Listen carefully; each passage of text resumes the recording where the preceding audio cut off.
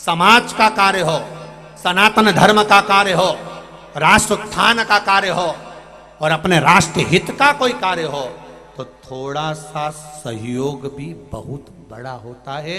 जैसे एक पानी गिरा, आंधी चली, एक चिड़िया का जो अंडा था, चिड़िया का जो बच्चा था वो पानी में बह गया, बह कर वो समुद्र में चले गया, नदी में से समुद्र में गया तो चिड़िया को मालूम, आकर देखा तो मेरा बच्चा नहीं है। चिड़िया रो पड़ी, मेरी औलाद, मेरी संतान, मेरा बच्चा कहाँ गया। किसी ने कहा आंधी चली थी, तूफान आया था, बच्चा नीचे गिर गया, पानी में बहकर नदी में, नदी से बहकर समुद्र में गया, तो मेरा बच्चा कहां मिलेगा? समुद्र में। चिड़िया दौड़ते दौड़ते समुद्र के पास गई, समुद्र से कहा समुद्र देवता मेरा बच्चा दे दीजिए। समुद्र कहां सुनने वाला?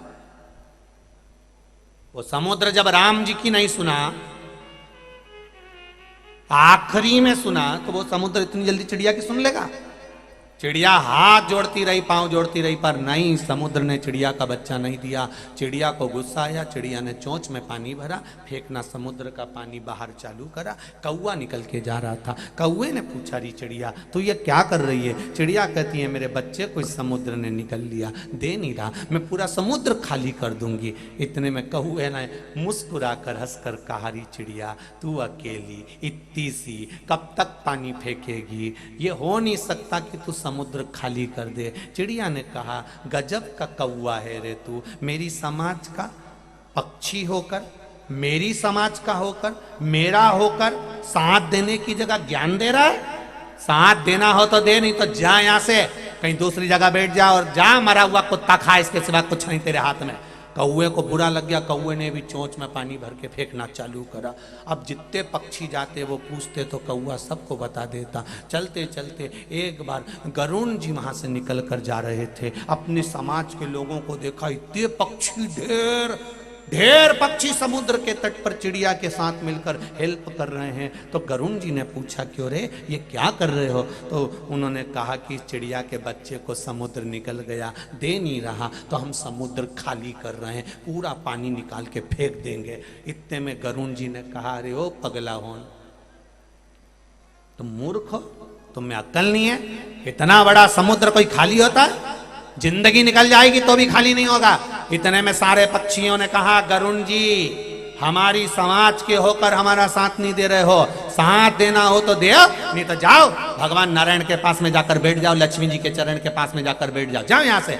गरुण जी को गुस्सा आ गया, गरुण जी भी चोंच में पानी भर भर के फेंकने लगे। 4 दिन से ड्राइवर नहीं आया। लक्ष्मी जी ने नारायण भगवान से कहा गरुण नहीं दिख रहा, गरुण कहाँ गया? भगवान विष्णु बोले मैं देख के आता हूँ। भगवान विष्णु गए ढूंढने, तो गरुण जी भी पानी फेंकने में लगे थे। तो भगवान ने पूछा गरुण तुम ये क्या कर रहे हो? गरुण बोले ये चिड़िया का बच्चा पानी में चला गया, समुद्र वापिस नहीं दे रहा, इसलिए हम पूरा समुद्र खाली कर देंगे। भगवान विष्णु बहुत ठाका लगा कर हंसे। भगवान विष्णु ने ठाका लगाकर हंसे और हंसते से कहा गरुण ये कभी भूतन भविष्य से कभी नहीं हो सकता कि तुम समुद्र खाली कर दो। इतने में गरुण जी ने कहा ओ महाराज देना हो तो साथ दो, वरना जाओ लक्ष्मी जी से चरण दबा लो, जाओ यहां से, ज्ञान मत देना, देना है तो साथ देना। इतने में नारायण जी को बुरा लग गया, नारायण जी ने सुदर्शन चक्र उठाया, अभी समुद्र को सुखा देता हूं, और समुद्र चरणों में आकर गिर गया। प्रभु आप बताओ क्या करना है? भगवान ने कहा इसकी चिड़िया के बच्चे को लाकर दे दो। एक छोटी सी चिड़िया पूरे समुद्र को खाली करने का बल रखती है, तो एक सनातनी पूरे राष्ट्र का उत्थान करने का बल रखता है। कहां जाओगे? दुनिया में ज्ञान देने वाले बहुत मिलेंगे, क्यों कथा करवा रहे हो? किसने कहा था? ढेर लगा कर रखा है, जनता वहां बैठी हुई है, ऐसा हो रहा है वैसा हो रहा है। जो साथ देने वाले होंगे वो आगे बढ़कर